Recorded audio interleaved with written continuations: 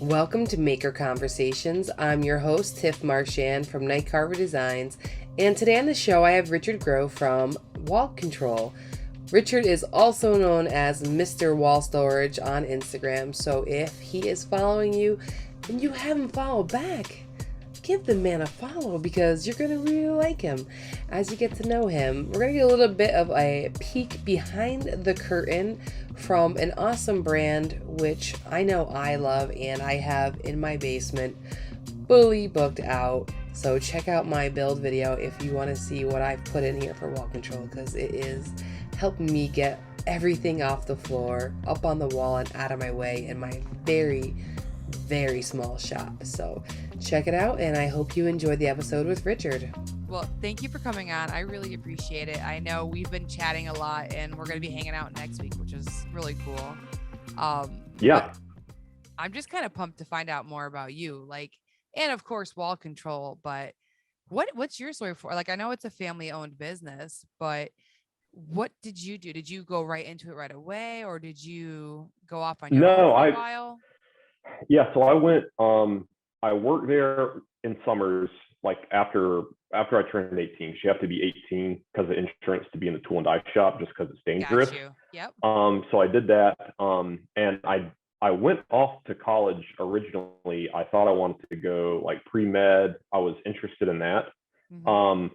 But the first summer I came back and worked in the shop, I was like, I really like this. I'm just much more mechanical. I actually enjoyed the math of things. Okay.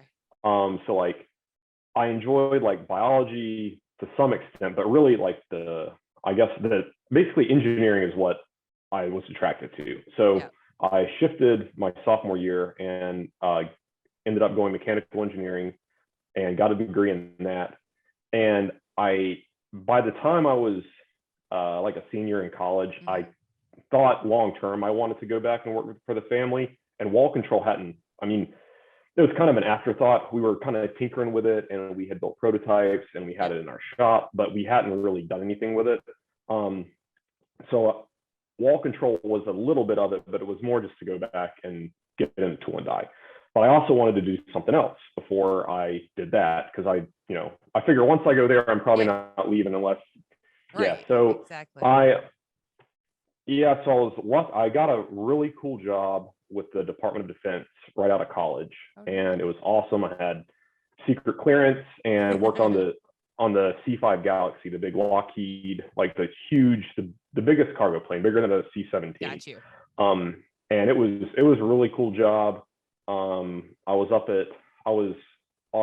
Basically the engineering authority for it is in Warner Robins, Georgia. So I was down at that Air Force Base. And I was going up to Atlanta a lot because Lockheed's in Atlanta. It was really cool. We were basically our little division was trying to solid model these old hand-drawn dimensional drawings from the C5, because what would happen was, and let me know if I'm going too deep into this stuff.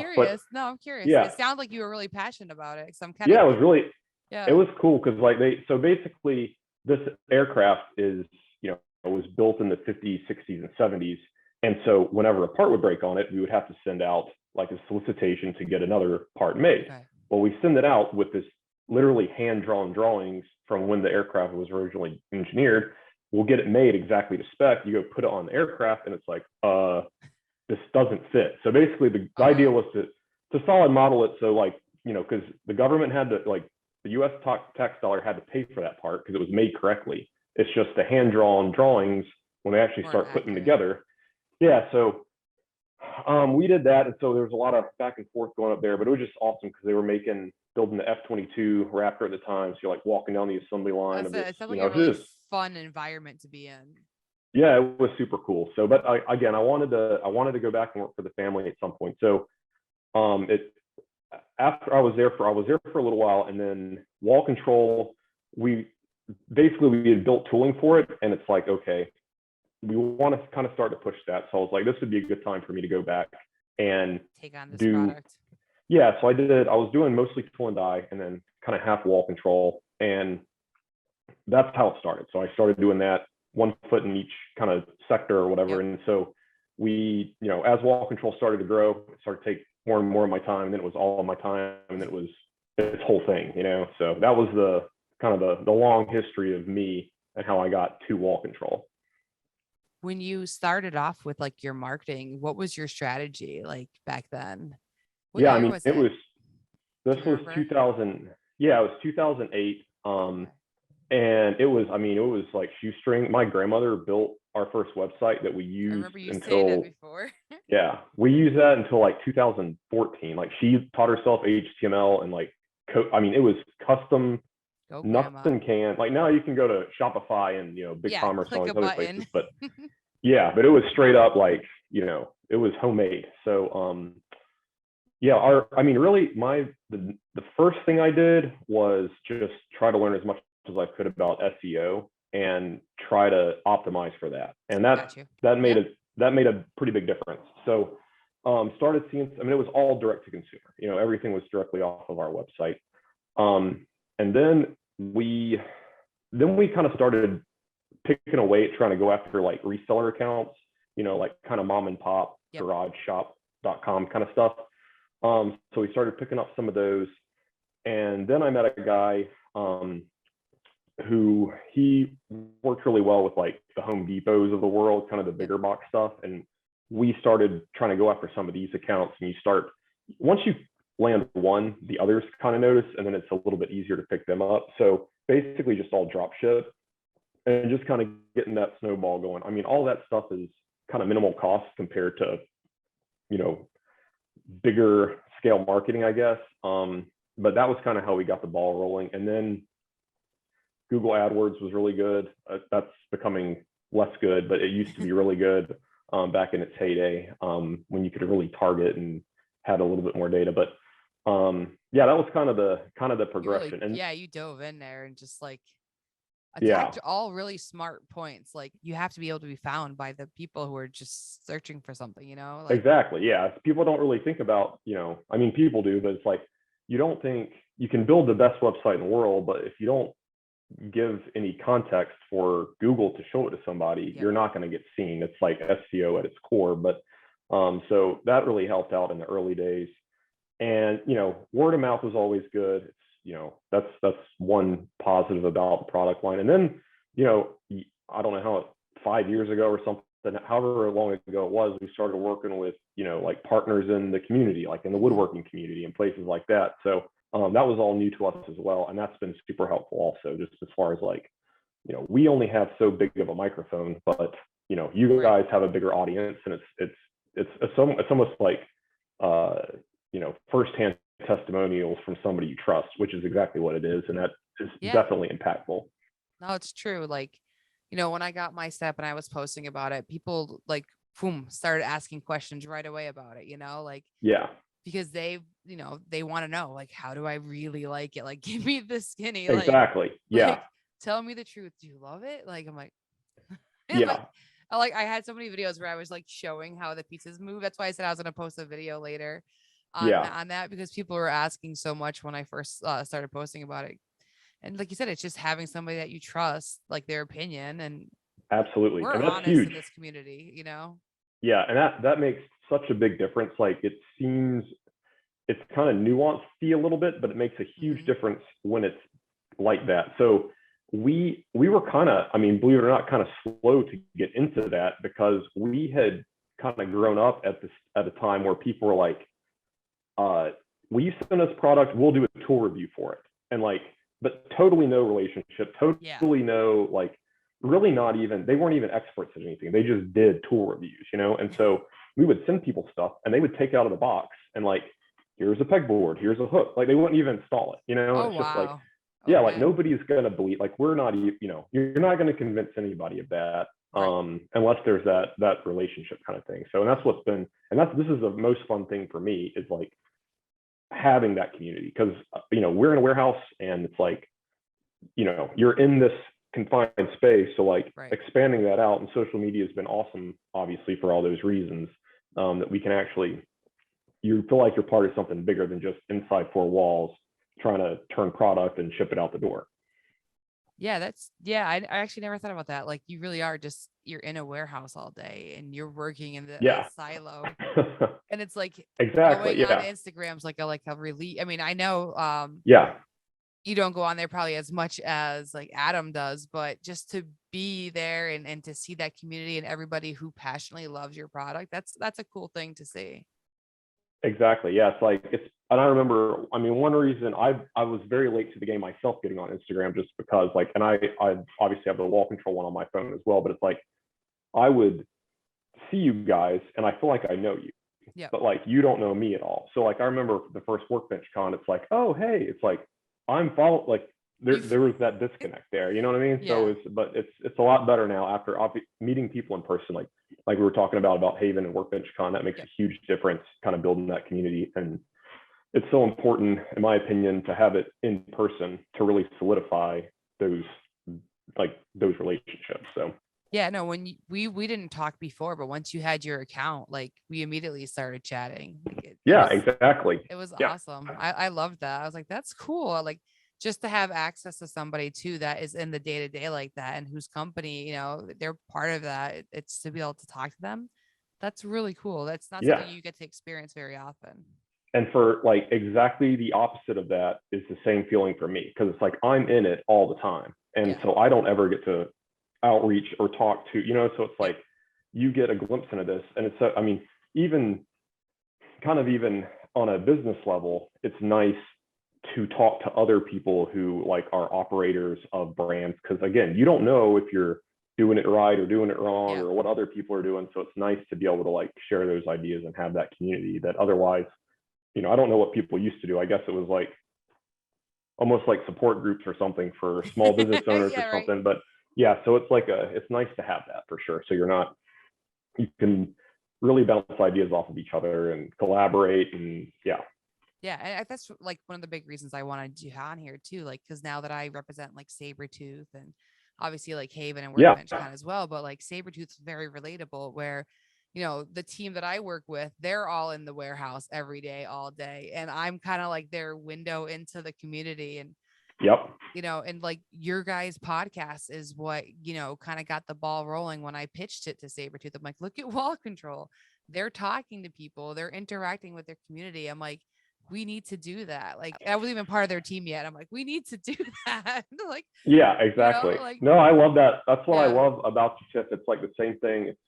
It's funny. Here we go. Adam, he always gets talked about in all the podcast episodes. I mean, but it's like you and him are very similar in that, like you look for those opportunities and you bring them up to brands, and it's like identifying those gaps and like, using the like we are just, I mean, it's all just like the whole team, like you can be on the team by just saying that, you know what I mean? Like there's no real team. It's just whatever like kind of coalesces. And I feel like people think there's hard and fast rules for that, but there isn't, so that's one reason I feel like we talk a lot is that same like mentality, so definitely on the same wavelength there. So it's nice to know the people who are back there and to be part of these communities. It's really, really cool. And now having like the podcast for them as well, where they're not even just sticking with carvers anymore. They're directly just asking makers out there that they love, which is,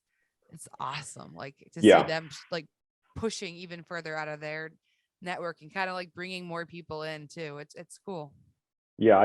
I mean, that's huge is like, for me is having those conversations and getting all those creative people together and just seeing what happens, like you have no idea what's going to happen or like what opportunities might come up. But it's like that. I forget what the book is, but it's like get all the right people on the bus and then figure out where they sit. It's like that same principle. So, What led you into opening like your podcast? Was it still for those reasons you kind of wanted to get more involved?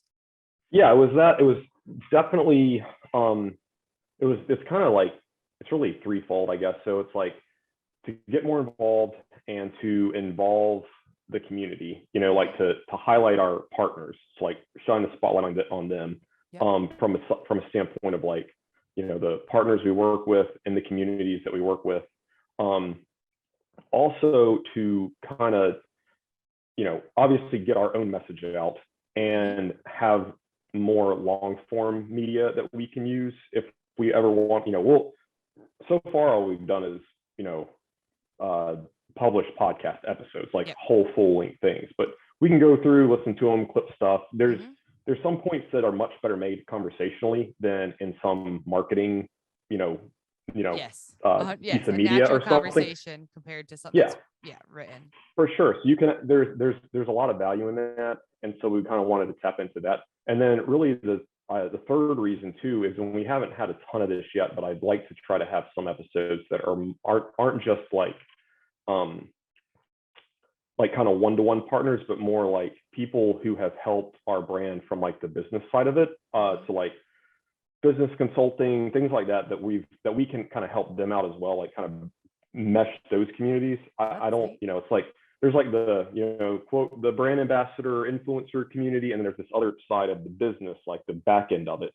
And so kind of see what we can put together there. So with other brands, other partners we work with. So just kind of, again, just get everybody having a conversation and see where it goes. That's great. No, that's great. And that's like a whole world that people aren't familiar with. So it might pique their interest just to hear something new and learn what goes into a business. Yeah. It's like, I listen to all these podcasts of all kind of different things. And it's like, to hear people talk about challenges that I find very interesting and engaging. And that to me builds their brand in my head, so like, I would like to be able to do the same thing. We have a lot of lessons we've learned and probably a lot of stuff that, I take for granted having learned the hard way that other brands would probably appreciate knowing, so there's that bit of it. There's kind of, everybody's a startup at some point. So there's a lot of smaller startup brands that I've enjoyed helping kind of come along. And some of it's just easy stuff. People making mistakes that you think are obvious, but until you've done it, you don't realize they're obvious, so that's great that you give back like that though, and help each other. That's a great community. That's how we got where we are. And just sometimes one little conversation, one little, I think going back to like how wall control kind of started to get traction, I remember it was a free SEO class in 2008. Everything's changed since then. Back then it was more like it was like all keywords and keyword stuffing, so it's like a different strategy now. But it's like, that was a very important thing that I went to for free that somebody did, so it's like, if I could do that for some other person, that would, I think that's kind of the longer term meaningful things. So, and same thing with like, a lot of the makers are also business owners and create and sell things. And so like, I think, I can help them with that, so it's like that kind of a conversation. That's cool. Do you have your, the total subjects change here. Yeah. Have you had your baby yet, or is it soon? No, not yeah. She's due September 7th. So yeah, we're getting close for sure. So we're kind of feeling like she might be early, but we'll see what happens. So rooms all set and everything. Yeah, we've got it pretty much all done. It's just like waiting on stuff to come in. It's like supply chain stuff. It's crazy. Like everything just keeps getting delayed. We see it at work for sure. But it's, it's like, I deal with it every day there, but it's like but then you come home and you're like in a different frame of mind. You're like, where's that thing? It's like, oh, it's the same stuff that's happening everywhere else. So yeah. I'm so glad I'm not waiting for something big like that, because that's all you hear people saying, like delayed again. Yeah, exactly. Yeah, we got the crib. We got, I think we just heard the chair should be here. Like we're getting, the big things are going to be there. So that's good. Yeah. It's going to be like the little loose ends. So yeah. But yeah, we're excited for sure. It's been, this year's already been just insanely busy and crazy. So it's just, it'll be like the perfect icing on the cake of like a super kind of transformative year, I guess. So yeah, it's just, this year has flown by. Yeah, by next Workbench Con, you're going to be a whole different person. Absolutely. Yeah, I feel like that's like that every year, but this year even more so. Yeah. So yeah. We're going to see a different side of you. Your hair's going to be all long and unkept. Yeah, exactly. I'll be very tired and my eyes will be, exactly. I have the experience of having twins, so everything was amplified. Yeah, I know how I looked. Well, we would like, this is our first, God willing, we'll have at least another one. And it's funny because twins run in my wife's family. So we'll see what happens on the next round. One. So exactly. Yeah. If that happens, I'll have to get some tips from you. So how do I stay up all night? Well, yeah, exactly. How do I hacks for sleep? Yeah. Yeah, right. How can I get the most productive 4-hour nap? Yeah. Is sleep necessary? Really? Yeah. So yeah. Honestly, for any parent, though, advice is just take the help. When someone's offering to come over, just take the help. That little 15-minute nap you get to sneak in there, beautiful. Absolutely. Yeah, I've already, I am open for help. That's for sure. So some people like think they can do it all by themselves, and it's like, no, like they have it takes a village thing for a reason. Like exactly. No, I've already, I've the benefit of being a little older with the first is like you've seen people do all the things and try. I'm not. This is hard work. I know that going in, I'll take all the help I can get. So, yeah, it makes a big difference. Yeah, it's funny because we got the week that we found out my wife was pregnant. We had just gotten a puppy, so that's been fun. And she's great, super sweet, but it's like it's been a good warm up, I think. So it's it's something you have to take care of. It's practice. Yeah. And like I was, because, my wife's pregnant. So it's like I was getting up in the night and taking her out. And it was like the dead of winter. And it's like every 2 hours, I'm standing outside in freezing cold rain. And I was like, at least when the baby's born, I can change her diaper inside. I won't be standing in the yard, in cold rain. So I don't know. Silver lining. Nice silver lining. Yeah. Yeah. No, that is good training. Yeah, that's what it is like. Yeah, you're probably laughing. You're like, that's nothing. So whatever you think. Yeah. No. I mean, if you can handle being freezing cold at 2 a.m. and then same thing at 4 a.m. Exactly. You're ready. Yeah. Okay. Well, that's good. That makes me feel a little better. So I'm just gonna try to after Haven, rest up a lot and go into it with a head of steam. So that'll last probably 2 or 3 days, and then I'll be back to exhausted. Like, have you gotten like we did. We went to the beach last weekend, and that was, just we were down there like Friday through Monday. But it was really nice. The weather was great, and so it was a good little last getaway. So it's important because once you get locked down, it's like, whew. Absolutely, yeah. No, but it sounds like you have a great support system with your family. Is everybody still working there, or is just you now in the office? No, we have. There's, and to that point, my wife's family lives in Atlanta as well, so that's very helpful. So yeah, we have a lot of, we definitely have a village, which we're fortunate to have. But yeah, as far as our family goes, I actually was just over there today. My granddad, he's, I think, 84 or 85, and he still works 4 days a week. Like he is the hardest worker ever. So it's like, that's, he's been, he started the Cab Tool and Die in 1968. So he's, 50 plus years into just that. Wow. My dad, he's there. He runs the tool and die shop and like the tool and die side of things.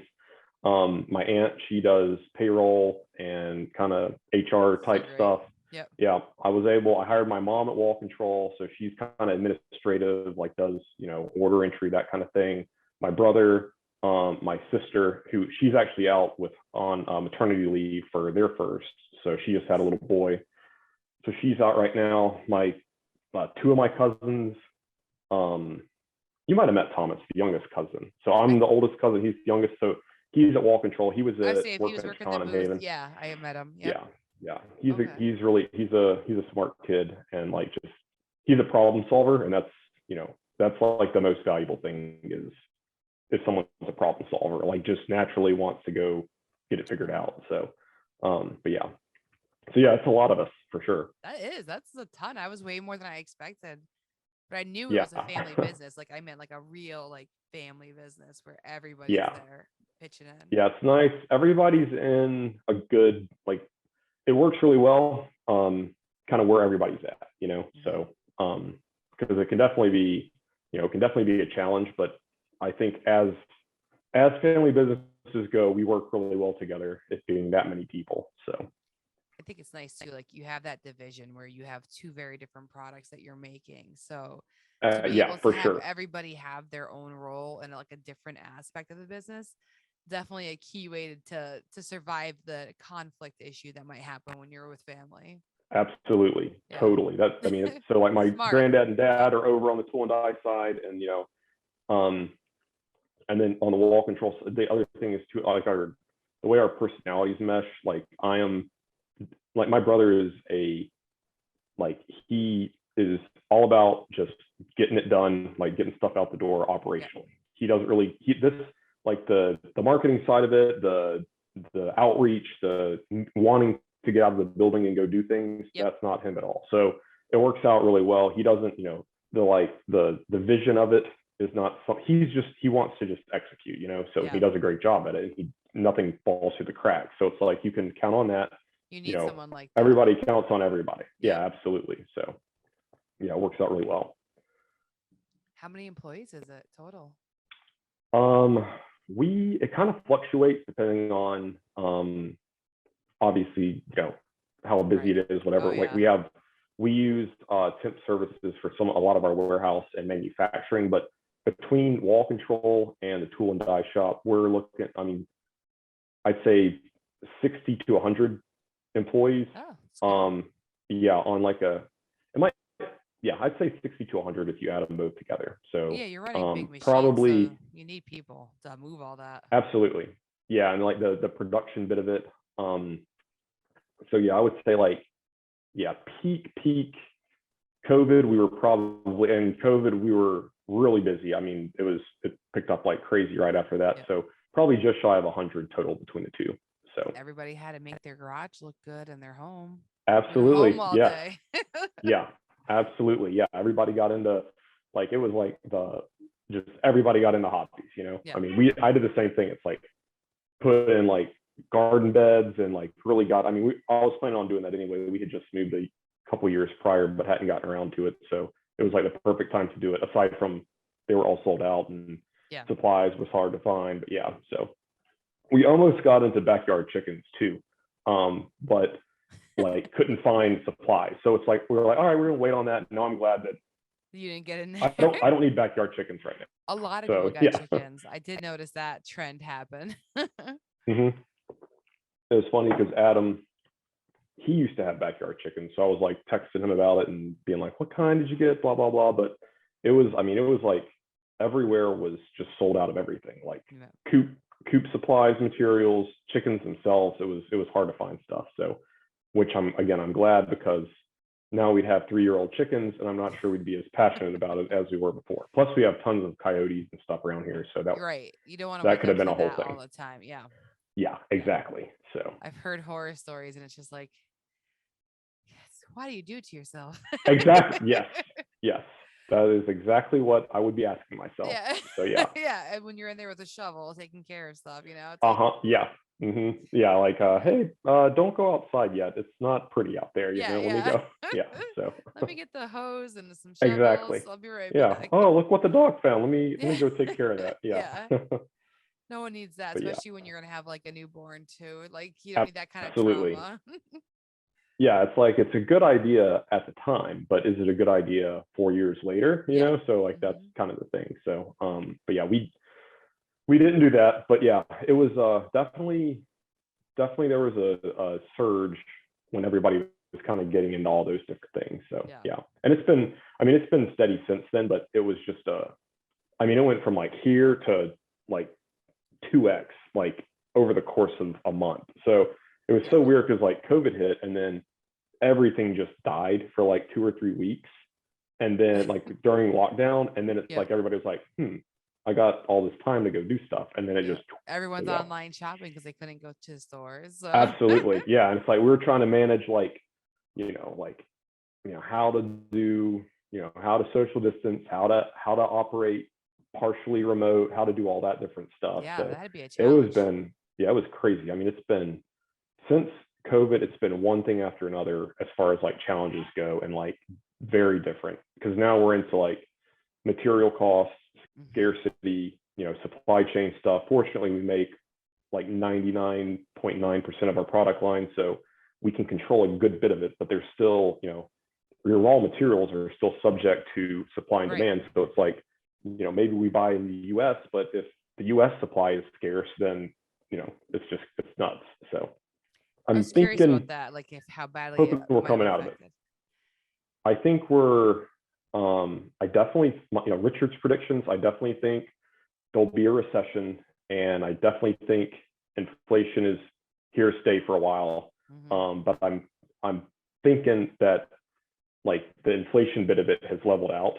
I know the numbers just came in and they're crazy from last month, but from what we're seeing, it looks like, way up the supply chain, it looks like they're stable out, at least for like steel and things like that, are involved with what we make. So that would be cool. That would be nice, because the last year's just been trying to get cost increases through with retailers.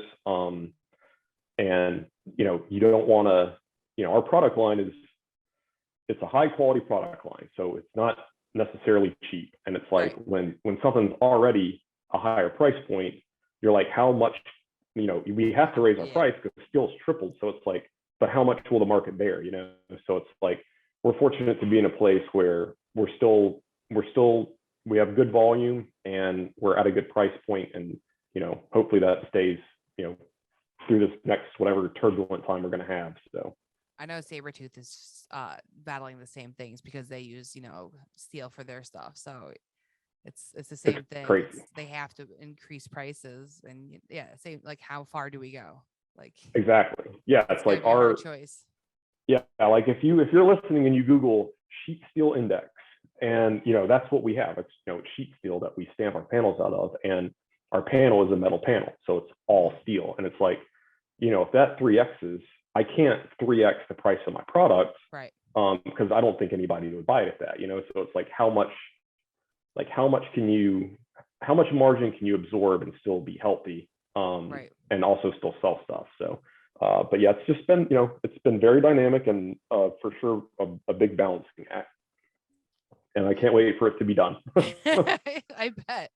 No, that's really hard to be in that place where you're the one having to make that decision too, and you're having to weigh it out with people and go back and forth. Like, how long do you usually take to decide something like that? Do you torment yourself when you're doing that? Oh yeah, and it's so hard because like they're, and the retailers, our retail partners, they're huge and they're competitive with each other. So it's like, that's a hard process too. Fortunately, like our buyers, our vendor managers, they have been really understanding of it. You definitely have to make the case for them, like lots of data, a lot of analytics, a lot of jumping through hoops to like show exactly, like they want to see to the penny how you're being affected by these things, and like letters from supply, all this different stuff. So I was curious about that. Yeah, it's very, you can't just say, oh, this is going to cost more, and they just say, no, it's not. We're going to keep sending you POs. We're going to keep sending you POs for the same old price, and then we'll see when how long you can not, you basically have to reject them, and so anyways, it's a hard discussion again. Yeah, absolutely. So it's very hard to do, and the hard part is, if you say I want to raise a cost on product XYZ, if I start on that today, I probably won't get that increase through for 60 to 90 days if everything goes smooth.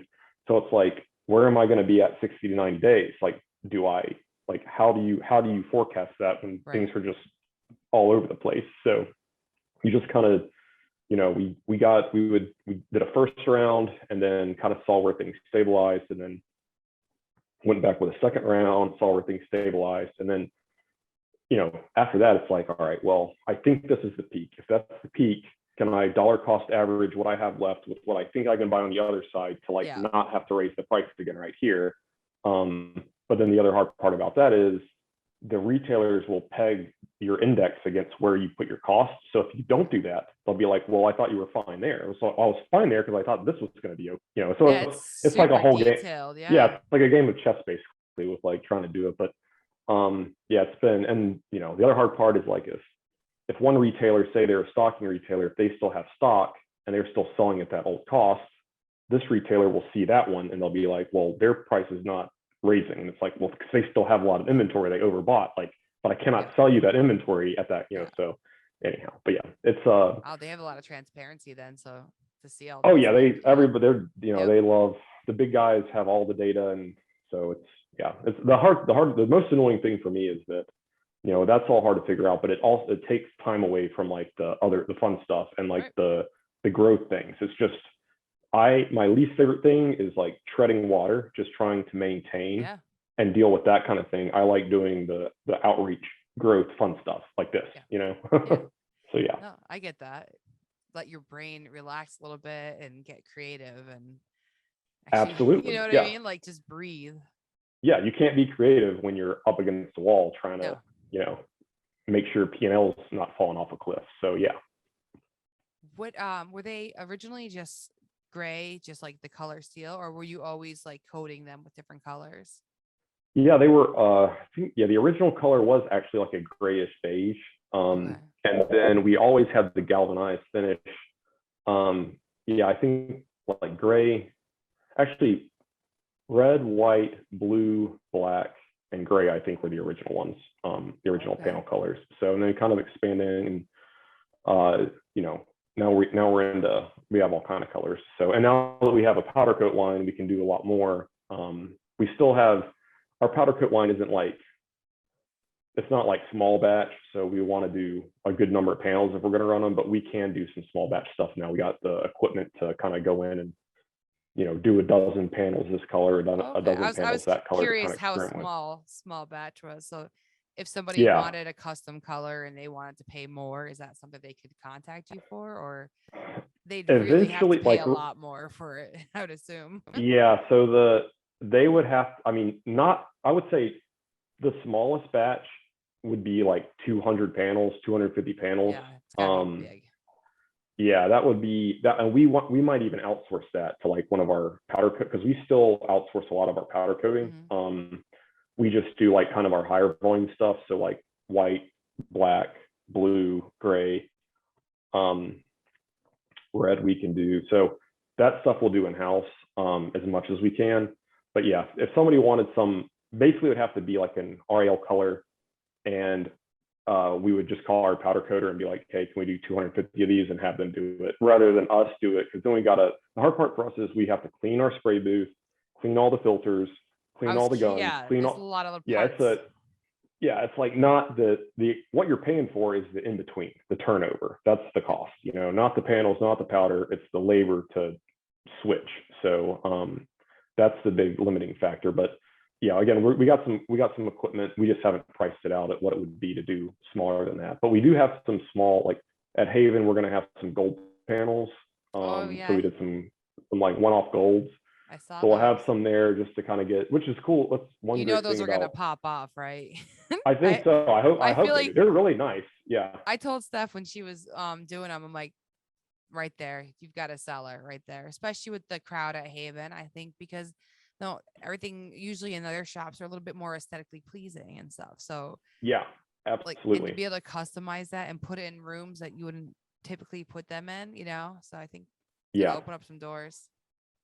I'm looking forward to getting the feedback, and that's what's so cool about these conferences is you can take something like that and get really good feedback in such, in 2 or 3 days. You can kind of see if it's going to fly or not. And so what we'll probably do is we'll probably start doing a lot more of that. So we'll do 200 gold panels and sell those limited time and see how that goes. And then 200 whatever other colors people want to come up with, and just kind of feel it out that way. And then if anything sells out real quick, then we'll know, hey, maybe we add that to the lineup. So the hard part is,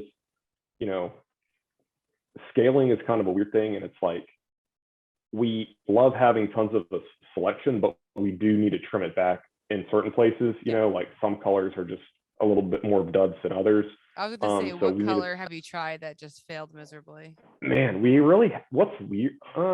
I honestly, all of our colors we have now, because they have done pretty well. But what's funny is some stuff is like our green panels traditionally had not really ever done well. Now they do really well. Like now, like that green color is like really in. Yeah. So it's like, and when you see people use it, like especially in this creative community, you're like, whoa, that looks really good used that way, So green's one that's really come on strong that we've had for a long time. That wasn't, maybe call it like an underperformer, I guess. Mm-hmm. Yellow is another one. If we had to cut one, it might be yellow. It's just not. It's you got to really want yellow, you know. So what's another one that's done really good is orange. Orange is you know, you would think it would track with yellow, but we saw a lot more orange than yellow, which is interesting. It's or at least toned down a bit, I feel like, you know. Yeah. And we sold a yellows. ton of those to the Navy, actually. They bought, that's I think, cool. thousands of those things for like, I think they're on like aircraft carriers and stuff. I don't know. Yeah. I'd love to see it. I mean, it's like, I know we just send them off to the ports and then whatever they do with them, but they seem to like orange for some reason. So yeah. Probably because it's so bright that everything that's on it stands out. You know what I mean? Like absolutely. Oh, whatever for sure. equipment Yeah. they put on it, you know? Yeah. And if it's in like a ship or a submarine, it's probably a little inherently darker in there anyway. Mm-hmm. So it's like nice to have something pop. So do you do a lot of like military contracts? So that's a really cool idea. Like to reach yeah. out to that. We do them, but not like one-to-one. We would do it through like a contractor, or they just buy directly from us, like off of our website. And that's another thing we try to do as we kind of grow and scale is kind of leverage, you know, we aren't interested really in learning the nuances of military purchasing. You know, like I was in it. I know it's a lot of work. So it's like, we'd rather go through a contractor, give them just say, I need this. yeah. It's like here, you know, you already have the relationships, the connections. You take this cut of it and you're the guy, you know, or the girl, or what, like whoever wants to do it. That's another thing, like to the point of like people coming to you with creative ideas. That's what we like. Somebody reaching out, hey, I sell to the military. I think this would do well. Can I have exclusivity on the Navy? Sure, do it. Go try it for a year. Let's see how it goes. You know, it's like those are the fun conversations to have. So kind of outsourcing the expertise. That's super smart. And that, like you said, a great way to get in the door, make a little money and help a situation where, you know, it helps everybody. Absolutely. It's cool. I hear children running around my house. Oh yeah. I can't believe how the amount that you can take on. Like it's very impressive. So yeah. Thank you. I always say that, but overachiever. Exactly. Yeah. Well, you handle it very well. Thanks. It's funny. You know, I quit the day job and now I'm just like, you know how they always say, how did I ever do that before? Yeah. I really don't know how I did it. Like, cause these days are full. Like I haven't had the moment where I've been able to like work on my own stuff consistently every day. I've been doing like every other day or so, but I'm just like, I'll get there, but getting everything aligned. I mean, as you know, when you're forming a new business and you have to do all those things that you don't want to do, like the financial planning and all that, like, oh yeah, no one wants to do that. They just want to start working on the business. So it's absolutely struggle. Yeah. That is a huge, I mean, you could have countless episodes just on that topic right there. Just the, you know, you have to do that stuff, but it's, you know, the yin and yang of that is really a challenge, you know, and to get people's opinions on how they handle that and how you allocate time. And so, because, you know, that bit of it can just take over for sure. Yeah, exactly. Like I contacted one of my friends. I don't know if you know Holst Designs at all. Yeah, that's familiar for sure. Okay, yeah. So he was a business major in college. So like I knew he was a good business guy and he's been running his business for 3 years. So we had like a nice like one-on-one meeting and he just, you know, just walked me through each step that he did. I thought it was like the nicest thing ever to have someone take their time and do that. And in an hour, I now was prepared with years of knowledge. Like you're saying, like that way you share that. Like I got years of knowledge in that 1 hour and I was like, sweet. Okay. I have a great direction. I know where I need to go now. Yeah. And those are like very, you know, those are breakthrough moments for sure that save you all countless headaches. And so, it's fun. It's awesome to get those. And it's also fun to see, you know, you help somebody through one of those. So, yeah, exactly. And I feel like that's why I always try teaching people what I'm doing when I'm doing it. Like same thing. I want to give back on the experiences that I'm learning. I want to make sure that someone doesn't have to struggle through using the wrong paint. Like as simple as that to fill in your carving. If you use the wrong one, you're sitting there and you're sanding or it's bled through the wood. No, I've already struggled through that. I found exactly what works for me. Here, use this, you know? Yeah. Yeah. That's awesome. Yeah. Those things help so much. For sure. Absolutely. Yeah.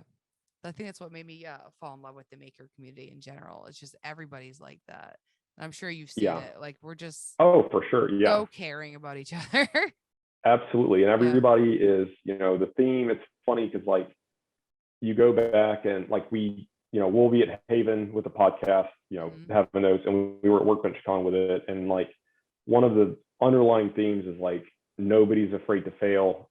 Like there's no judgment in that. And that's exactly what you can't have that. Like you can't be afraid to fail, Right. So, and it's the same thing in business. Like there's so much stuff that we'll try, whether it be new products or a marketing strategy or something, and like it's a flop, but like you can't not do that. You have to do Right. that, so yeah. I saw like a meme on I don't know what I saw, probably on Instagram, but it was like a target, and it's like it had like all the misses around it. Yep. And it said, "This isn't failure." And then there was one next to it that had no misses at all. It had nothing, and it said, "This is failure." So it's like that kind of summarizes it, I think, visually for sure. So. No, that's a really good visual. Like you got to keep trying and failing before you get it. Absolutely. Yeah. The worst thing to do is to not try, for sure. Yeah. It's scary. I understand. Yeah. But you got to. Absolutely. How was it doing all those podcasts in a row at Workbench Con? Was it overwhelming? Well, it was a lot. Yeah. I mean, it was like, and it's like, yeah, it was, I think we did like 20 of them that day. So, just back to back to back. And it's, you kind of get in the groove. I mean, you're an awesome podcast host. You get how it goes, but it's like, yeah, just talking a lot. And I don't, I'm in a 4-wall warehouse all the time, like on a computer, like I'm not talking. So my voice will not, you can just feel it start to fade after that much conversating. So, but it went really good. It was awesome talking to everybody and able to like take advantage of everybody being in one place was great. Yeah. And, that would have been however many Zoom calls, to capture all that. To be able to get that many people at once is so cool. Yeah, but it was like I felt like was it Will Ferrell? I forget what movie he's in, but he like goes through this rant and he's like, oh, what just happened? Like that's what it felt like. Like you just wake up like I just passed out. What happened? So yeah. Whenever anyone leaves the show, they always just go, I have no idea what I just said or what we talked about, but it was really fun. That's all I know. Like yeah, exactly. That's, if that's how your all of mine. Yeah. then good. Absolutely. Yeah. That's how I feel every time. Yeah. Yeah. You do forget, like, because you talk so much that everything's just a blur. Yeah, but it's a good going back to like the long form stuff. That's what's cool about podcasts is you can actually have a conversation and you're not just you're not trying to hit bullet points and trying to say zingers or whatever. Like you just actually talk, and so you get some cool stuff out of it. Cool. And really, like, I've learned a lot.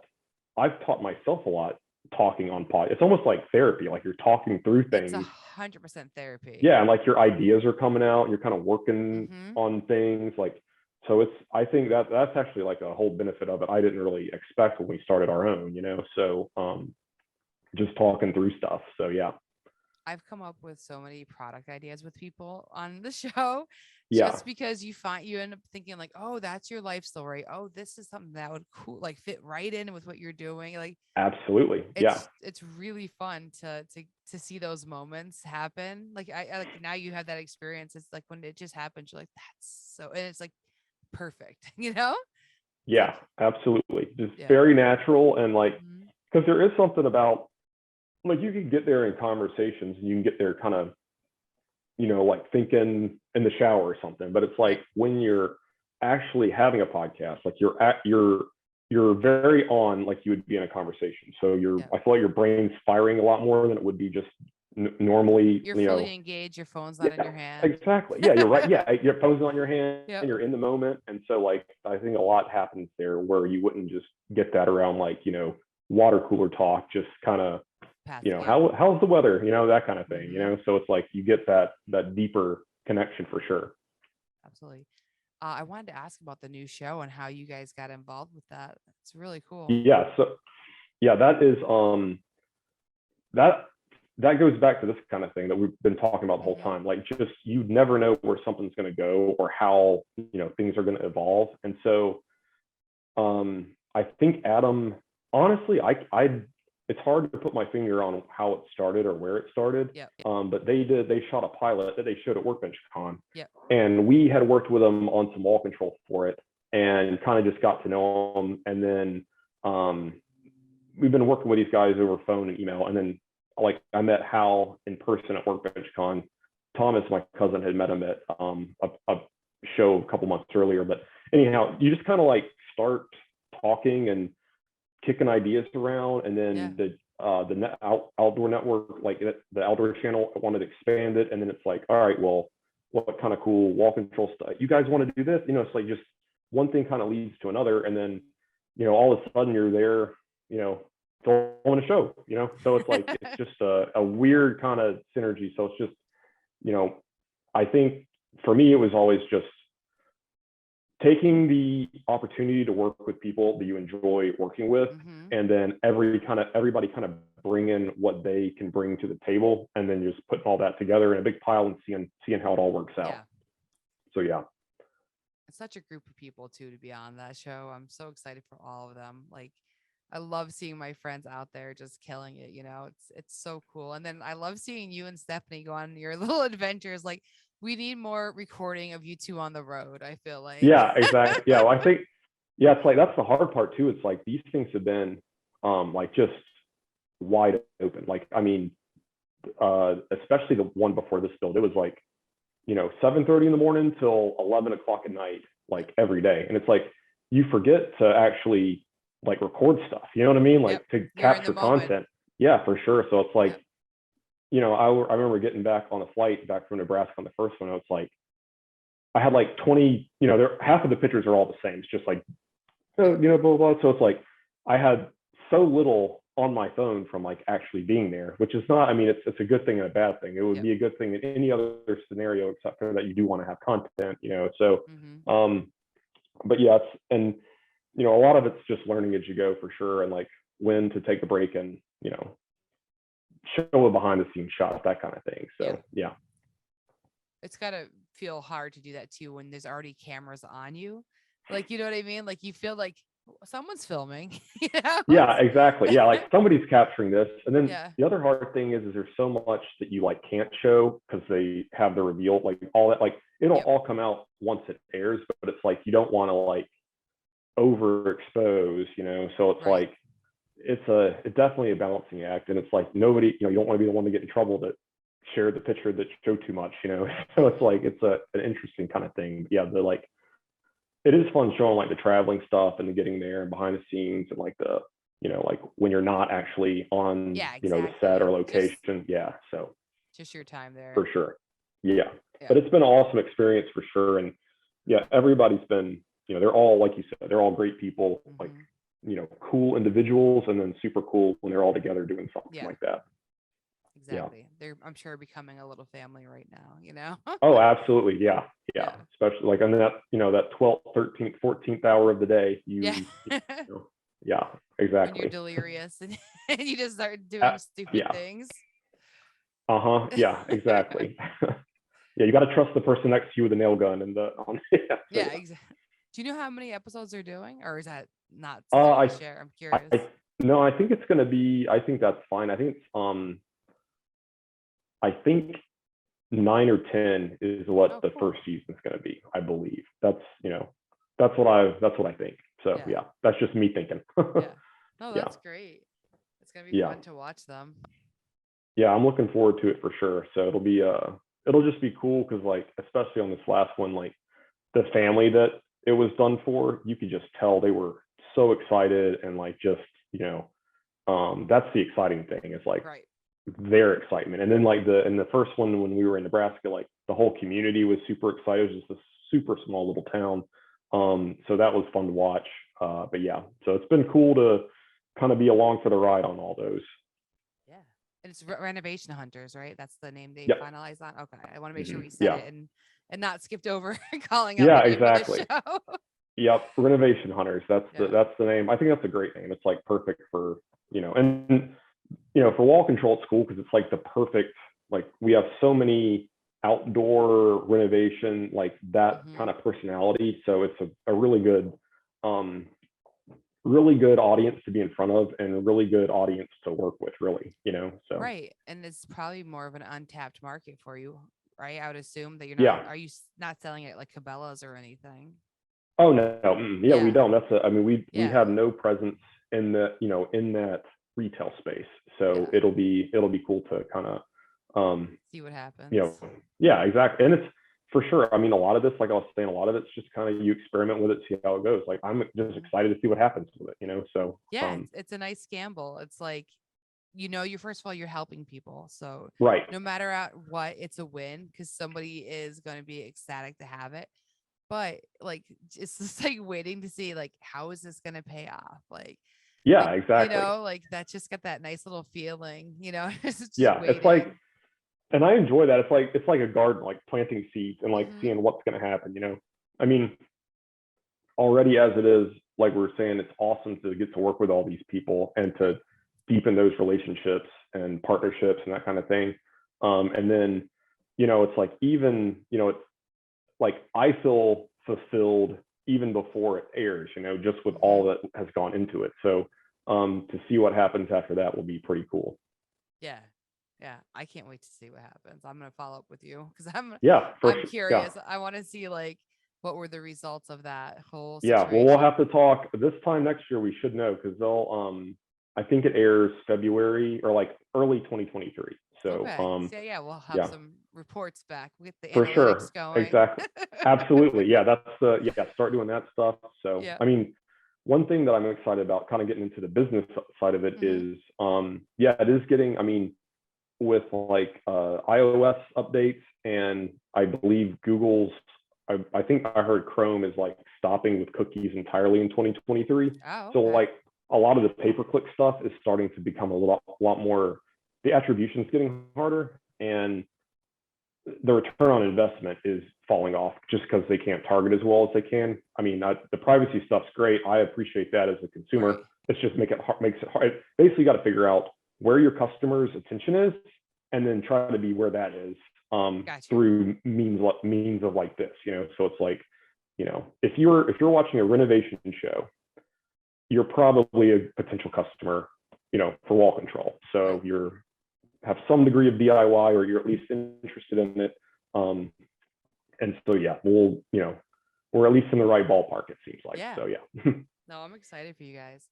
And it's going to be really cool to see where everything goes from that, and just all the other things that you're taking, all the other chances that you take with people like myself, and see like how's that going to return on the investment, like what will happen from that situation. And it's like, and that's my favorite stuff is just the indirect marketing. If you know what I mean, like some people love the analytics, and I get that too. Like I like the Google AdWords, the Facebook advertising, all that stuff. But the indirect stuff is where it's the most fun to me. And I really like that some of it's unknown because it's exciting. It's like, ooh, let's see what's going to happen. And it's like, and maybe nothing happens, who knows? But it's just the anticipation's fun for some reason. So it's just that whole thing of taking a risk, it's a good feeling. It's scary, but it's good at the same time.